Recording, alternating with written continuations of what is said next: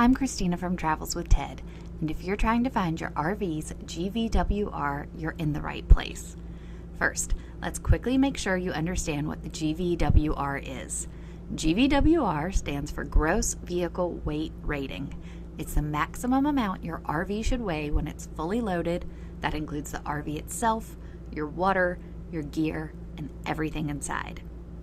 The easiest place to find your RV's GVWR is on the federal certification label. On travel trailers and fifth wheels, this sticker is usually located on the exterior of the RV on the front driver's side. On motorhomes, check the driver's side door frame or the wall near the driver's seat. The label will list several weight ratings. You're looking for the one that says GVWR. It may be listed in kilograms and pounds, so pay attention to the unit. If the sticker is too worn to read, you can also find this weight rating in your owner's manual or on your registration documents.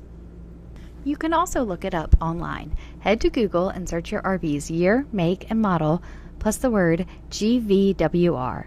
For example, 2019 Forest River Rockwood 2109S GVWR. Most of the time you'll find the answer on the manufacturer's website, an RV forum, or an old spec sheet. If you still can't locate it, simply call your manufacturer and ask them. They'll have it on file by your VIN number. If you found this video helpful, go ahead and hit that subscribe button. Happy camping!